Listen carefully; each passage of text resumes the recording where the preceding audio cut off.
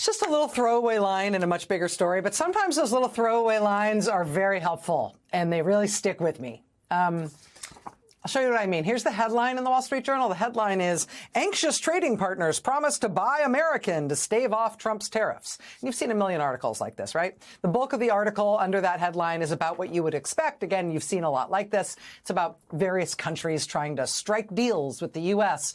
so they can get themselves some relief, some favored treatment from Trump amid his gigantic, catastrophic world tariff experiment.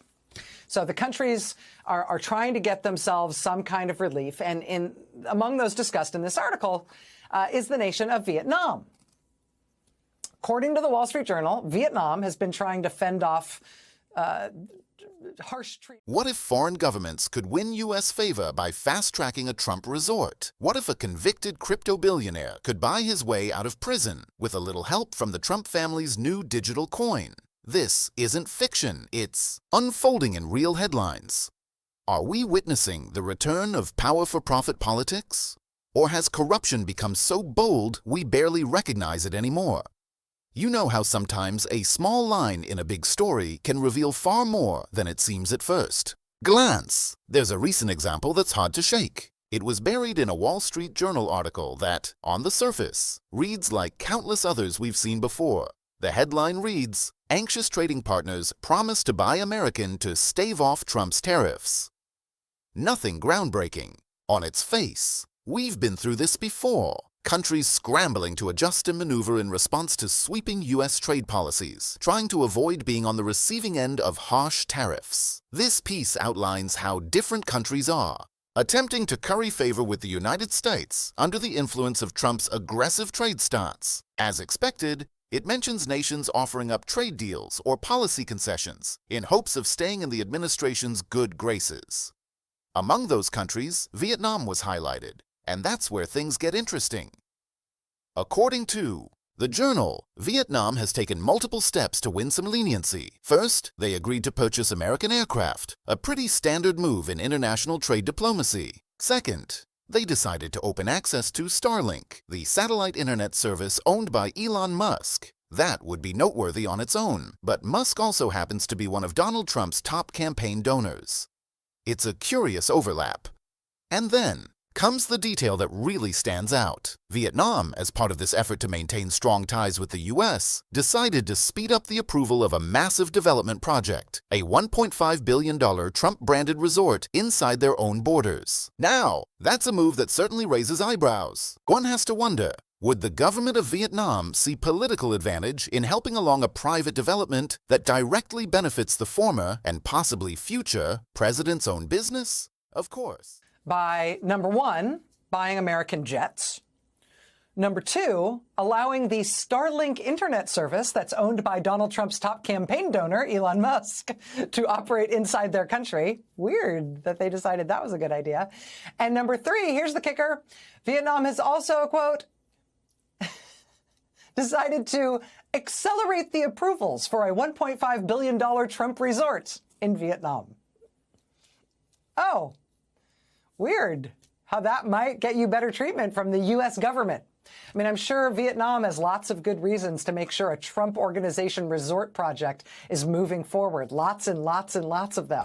It's weird that they think that might be correlated with the U.S. government giving them some sort of favorable treatment. But let's just stick a pin in that one. Vietnam would likely say this is purely a business decision based on economic potential and tourism development. But it would be hard to ignore how such a decision might be seen, especially when favorable U.S. treatment is hanging in the balance. It's not a stretch to see how this could look like a very intentional way of scoring diplomatic points. Now, that's just one story. Let's pivot to another. One that starts in the world of cryptocurrency. This story, don't worry, you don't have to understand anything about cryptocurrency in order to get this story. But here it is. A couple of years ago, the Justice Department accused an online cryptocurrency company that's called Binance of being basically a supermarket for crime. DOJ accused Binance of being a giant money laundering hub for terrorists and cyber criminals and customers in sanctioned countries like Iran and Russia. Binance pled guilty They paid over $4 billion. That was the largest fine ever in the history of crypto. Its founder spent 4 months in prison. Ever since, Binance has been overseen by U.S. government-appointed monitors who ensure that Binance is no longer a supermarket for crime. It is now following the law and making sure Binance is only operating overseas and not operating in the United States. The key players and the bigger picture are all too familiar. A few years ago, the U.S. Department of Justice brought serious charges against Binance, one of the world's largest cryptocurrency exchanges. Prosecutors called it a global haven for financial crime. They accused Binance of enabling money laundering on a massive scale for cybercriminals, for individuals in sanctioned countries like Iran and Russia, and even for those with ties to terrorism. The company ultimately pleaded guilty and paid a staggering fine, more than $4 billion, the largest ever in crypto's history. Its founder served time in prison. Since then, the company has operated under strict scrutiny, with government-appointed monitors making sure Binance complies with U.S. laws and, crucially, that it no longer operates within the United States. But Binance wants back in. Understandably, the company would prefer to shed its watchdogs and return to the lucrative American market. The first step: get the U.S. government to relax its oversight. And of course, it would also help if the company's founder could shed the label of convicted felon. This is where things start to converge. Following Trump's electoral win, Binance saw what looked like a promising opening. At a crypto conference in Abu Dhabi last December, just weeks before the inauguration, there was a private back room. Event accessible only to VIP attendees who had paid $10,000 each. In that room, the founder of Binance. Also present, Trump's son Eric, along with allies of the Trump family. Eric Trump was there to pitch a new venture called World Liberty, a cryptocurrency project the Trump family had launched just a few months earlier. And with Binance's massive user base, over 250 million people, it's clear how the company could dramatically boost the Trump venture's exposure. A partnership between the two would benefit both parties. Binance would get closer to regaining U.S. access, and the Trump family would stand to make significant profits from increased circulation of their own digital currency. Think of it this way: even if it wasn't crypto, even if it was something as random as a new product line of widgets, Binance's platform could introduce those widgets to a global audience of millions. The result? Huge potential profits and a lot of leverage. But Binance reportedly wants more than just partnership. According to the Journal, the founder of Binance is actively lobbying the Trump team for a presidential pardon.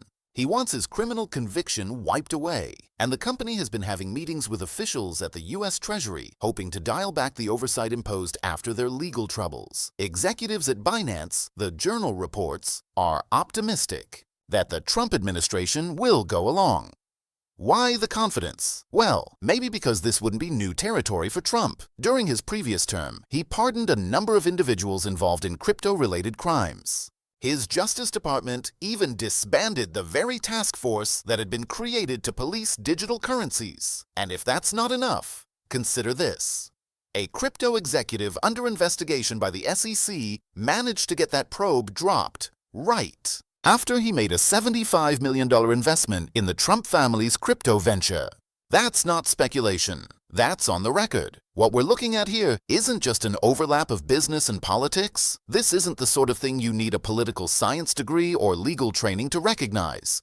This is the kind of conflict and influence that even a child could see as inappropriate. It's not textbook corruption. It's more like a coloring book version of corruption. It's so overt that it barely needs explanation. In virtually any other administration at any other point in American history, even a fraction of this scenario, a single deal, a single meeting, a single pardon tied to private business would trigger investigations, hearings, and wall-to-wall coverage. But today, it risks becoming just another headline in the noise, just another data point in a long line of stories that might be normalized, not because they aren't shocking, but because we've grown too used to the spectacle. So the real question now is this: have the standards changed, or have we just stopped paying attention?